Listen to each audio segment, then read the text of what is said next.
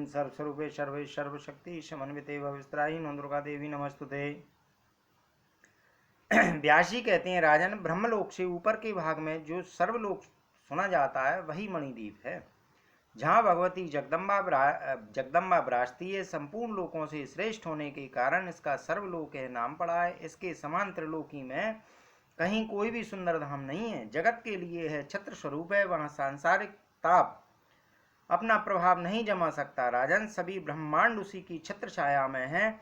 उस मणिद्वीप के ऊपर चारों ओर अनेक योजन दीर्घ और विस्तार से संपन्न अमृत का समुद्र विराजमान है। पवन के झोंकों से उठी हुई सतसत तरंगें उसकी शोभा बढ़ाती रहती हैं। रत्न में बालू का मत्स्य और शंख से वह भरा है। तरंगों के संघर्ष से उठी हुई बड़ी बड़ी लहरें चारों ओर शीतल जल के कण फैलाती हैं। अनेक प्रकार की ध्वजाओं से संपन्न तथा इधर उधर जाने आने वाली नौकाएं उस सुधा सागर की शोभा बढ़ाती हैं। इस सुधा में समुद्र के चारों ओर तट पर रत्न में वृक्ष शोभा पा रहे हैं। इस समुद्र के बाद लोहे में धातु की बनी हुई गगनचुंबी चार दीवारी हैं। उसका विस्तार 7 योजन है। इस महान परकोटे में अनेक प्रकार के शस्त्रों को धारण करने वाली युद्ध संबंधी विविध विद्याओं के पारगामी बहुत से रक्षक निवास करते हैं। यहाँ सर्वत्र आनंद का ही साम्राज्य रहता है। इस परकोटे में 4 द्वार हैं। राजन, इस 4 दीवारी के भीतर देवी में भक्ति रखने वाले अनेक गण रहते हैं। भगवती जगदम्बा का दर्शन करने के लिए जो देवता लोग आते हैं, उनके गणों के रहने के लिए यहाँ स्थान बने हैं। उनके वाहन और विमान यहाँ रहते हैं। सैकड़ों विमानों के संघर्ष की ध्वनि से यहाँ का कोना कोना भरा रहता है। यहाँ स्थान स्थान पर मीठे जल से परिपूर्ण बहुत से सरोवर हैं। राजन, रत्न में वृक्षों से सुशोभित अनेक प्रकार के सुंदर बगीचे यहाँ की शोभा बढ़ाते हैं। उस लोहे में प्राकार के आगे कांस्य निर्मित परकोटा है। पहले से यह परकोटा बहुत बड़ा है। इसका शिखर आकाश को छू रहा है। तेज में पूर्व प्राकार से यह 100 गुना अधिक माना जाता है। गौपुर और द्वारपुर से शोभा पाने वाला है। प्राकार अनेक वृक्षों से संयुक्त है। जितनी जाति के वृक्ष होती हैं वे सब यहाँ पाए जाते हैं। वे वृक्ष सदा फूलों और फलों से लदे रहते हैं। नूतन पल्लवों और उत्तम सुगंध से उन वृक्षों का कोई भी अंग खाली नहीं रहता। राजन, अनेक जाति वाले वृक्षों के बहुत से वन और उपवन जो सैकड़ों बावलियों से युक्त हैं, वहां शोभा पाते हैं। कोयलों के कल्लप से युक्त भ्रामरों की गुंजार से मुखारित तथा स्निग्ध छाया वाले वे सभी वृक्ष सदा रस टपकाते रहते हैं। अनेक ऋतुओं में होने वाले उन वृक्षों पर भांति भांति के पक्षियों के समाज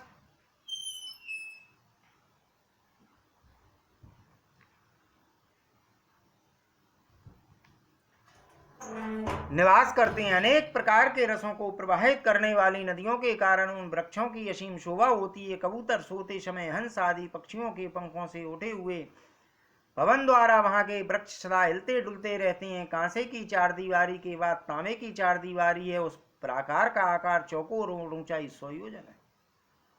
उन दोनों प्रकार के मध्य में कल्प वृक्ष की सुंदर वाटिका है। राजन, उन वृक्षों के पुष्प स्वर्ण के समान चमकते हैं। पत्तों से भी सोने जैसी ही हवा छिटकती है। बीज और फल रत्न सदृश हैं। वहां की सुगंध चारों दिशाओं में 10 योजन तक फैली रहती है। राजन, वसंत ऋतु द्वारा वह वन सदा सुरक्षित रहता है। वहां पुष्पों के चित्र से सुशोभित होकर बसंत पुष्प निर्मित सिंहासन पर विराजित रहता है। मधुश्री और माधवश्री इन नामों से प्रसिद्ध इसकी 2 भार्याएं हैं। कामदेव के समान मुख वाली ये देवियां फूलों के गुच्छों का गेंद हाथ में लेकर क्रीड़ा करती रहती हैं। अत्यंत दिव्य वाटिका चारों ओर मधु की धारा बहाती है। पुष्पों की गंध को लेकर चलने वाली वायु ने वहां के 10 योजन तक को सुवासित कर दिया है। गान करने में लोलुप दिव्य गंधर्व अपनी पत्नियों के साथ वहां विराजमान है। अनुपम शोभा पाने वाले वह दिव्य वनमत वाली कोकिलों की काकली से निनादित है। तत्पश्चात तांबे के परकोटे से आगे शीशे का परकोटा प्रसिद्ध है। इसकी ऊंचाई 7 योजन कही जाती है। राजन, इन दोनों परकोटों के मध्य में संतान नामक वृक्षों की वाटिका है। वहां के पुष्पों की सुगंध 10 योजन तक चारों ओर सुवासित किए रहती है। निरंतर विकसित पुष्प सुवर्ण की कांति धारण किए रहती हैं। अमृत के समान मधुर रसों से भरे हुए मीठे फलों की वहां प्रचुरता है। राजन, उस वाटिका का स्वामी ग्रीष्म ऋतु है। उसकी 2 भार्याएं हैं, शुक्रश्री और शुचिश्री। संताप से तप्त प्राणी वहां के वृक्षों की छाया में निवास करते हैं। अनेक सिद्धों और देवताओं से वहां का कोना कोना भरा रहता है। राजन, उस शीशे के परकोटे के आगे एक सुंदर पीतल द्वारा निर्मित चार दीवारी, इसकी लंबाई 7 योजन है। इन 2 परकोटों के मध्य भाग में मल्यागिरी वृक्षों की वाटिका कही जाती है। मेघों पर सवारी करने वाला वर्षा ऋतु यहाँ की व्यवस्था करता है। इसके नेत्र पिंगल वर्ण के हैं और वह मेघ रूपी कवच को धारण किए रहता है। विद्युत की कड़कड़ाहट इसका शब्द है। इंद्रधनुष इसके धनुष का काम देता है। अपने गणों से संपन्न होकर सहस्त्रों जलधाराएं बरसाना इसका स्वाभाविक गुण है। नभाश्री, नवश्यश्री, स्वरस्या, रश्य मालिनी, अम्बादुलार, निरत्नी, अभ्रमंती, मेघयंतिका, वर्षयंती, चिबुणका, वारीधरा और सम्मता नाम से प्रसिद्ध 12 शक्तियां वर्षा ऋतु की देवियां कही गई हैं। ये सदा मत से व्यल रहती हैं। नवीन पल्लवों तथा लताओं से युक्त वृक्ष एवं हरे तृण वहां सदा पाए जाती हैं, जिनसे वहां की सारी पृथ्वी परिवेष्टित रहती है। नदी और नद बड़े वेग से प्रवाहित होते हैं। देवता, सिद्ध तथा देवी के यज्ञ संबंधी कार्य में निरत है। देवी के लिए बापी, कूप और तड़ाक बनवाकर अर्पण करने वाले पुण्यात्मा पुरुष वहां निवास करते हैं। पीतल के परकोटे के आगे 7 योजन लंबा पंचलोह से बना हुआ परकोटा है। इसके बीच में मंदार नामक दिव्य वृक्षों की वाटिका है। भांति भांति के पुष्पों और लताओं से परिव्याप्त है। वाटिका विविध पल्लवों से अनुपम शोभा पाती है। पवित्र आत्मा शरद ऋतु को इसका अधिष्ठाता कहते हैं। उसकी 2 सुप्रसिद्ध देवियां हैं, ईशु लक्ष्मी और ऊर्ज लक्ष्मी। अपनी स्त्रियों तथा अनुचरों के साथ अनेक सिद्ध पुरुष वहां निवास करते हैं। इस लोहात्मक छठे परकोटे के आगे 7वां चांदी का परकोटा है। इसकी भी लंबाई 7 योजन है। विशाल शिखर इस परकोटे की शोभा बढ़ाते हैं। इसके मध्य भाग में पुष्पों और गुच्छों से संपन्न सुंदर पारिजात का बगीचा है। चारों ओर 10 योजन तक सुगंध फैलाने वाले वे पुष्प देवी यज्ञ में निरत समस्त गणों को परम प्रसन्न करते हैं। महान उज्ज्वल हेमंत ऋतु इस परकोटे का स्वामी है। राजन, यह हाथ में आयुध लिए रहता है और गण सदा साथ रहते हैं। रागियों को रंजित करना इसका स्वाभाविक गुण है। इस हेमंत ऋतु के सहश्री और सहस्रश्री नाम से प्रसिद्ध 2 शक्तियां हैं। भगवती के कृच्छ आदि व्रत की उपासना करने वाले सिद्ध पुरुष वहां रहते हैं। इस चांदी के परकोटे के बाद सतत स्वर्ण से निर्मित 8वां सौवर्ण साल कहा गया है। इसकी लंबाई भी 7 योजन है। इसके बीच में कदम्ब की सुंदर वाटिका है। पुष्प और पल्लव इसे सुशोभित किए हुए हैं। शिशिर ऋतु के आदरणीय देव वहां के कार्य की व्यवस्था करते हैं। तपहाश्री और तपस्यश्री इन प्रतिष्ठित 2 भार्याओं के साथ रहकर शिशिर ऋतु की आकृति धारण करने वाले ये देवता प्रसन्नता पूर्वक वहां निवास करते हैं। देवी को प्रसन्न करने के लिए गौ और भूमि दान करने वाले महान सिद्ध पुरुषों का यह निवास स्थान बना हुआ है।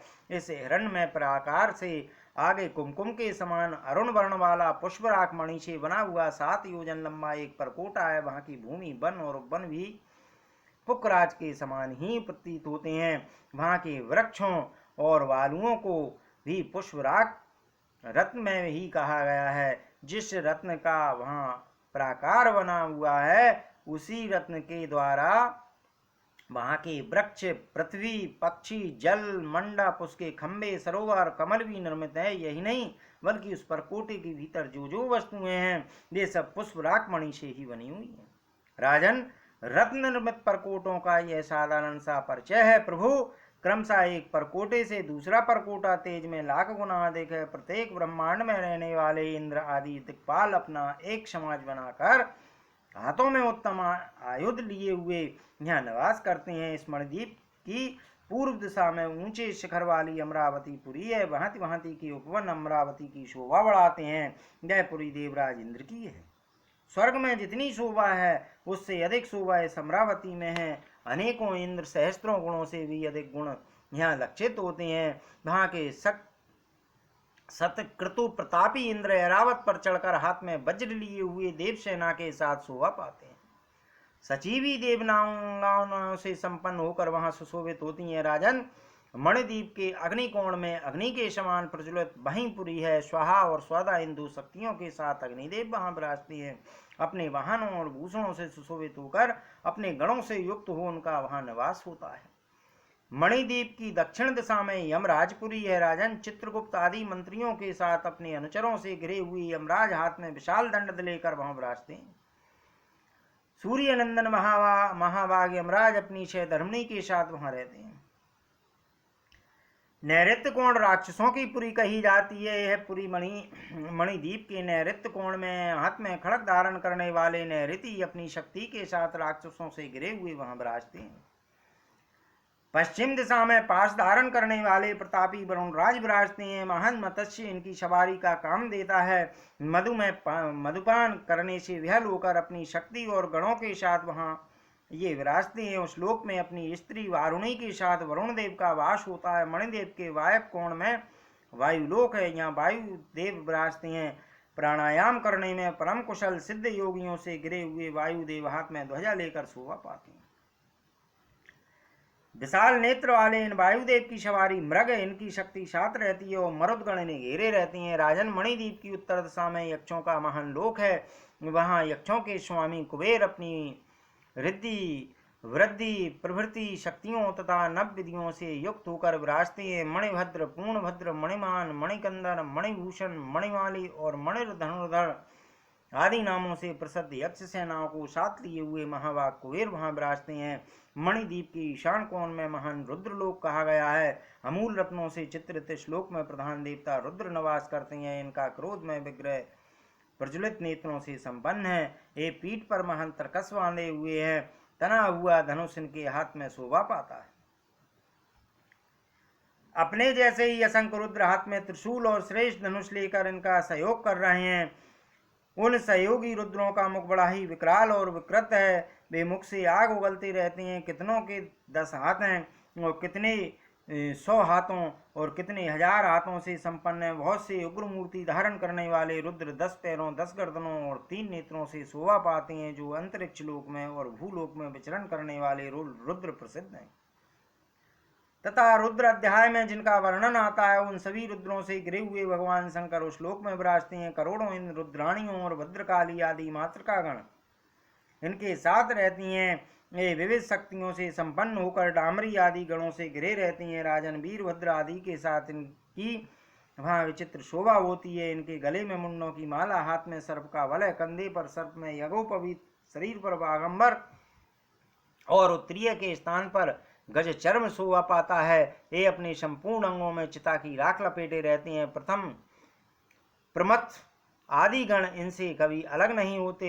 इनके डमरू की ध्वनि से वहां की दिशाएं बहरी हो जाती हैं। इनके 28 और स्फुट शब्दों ने आकाश में त्रास फैला रखा है। भूतों के निवास भूत ये महान रुद्र भूतों की टोलियों से सदा घिरे रहते हैं। ईशान दिशा के स्वामी होने के कारण ही ये ईशान नाम से भी प्रसिद्ध है।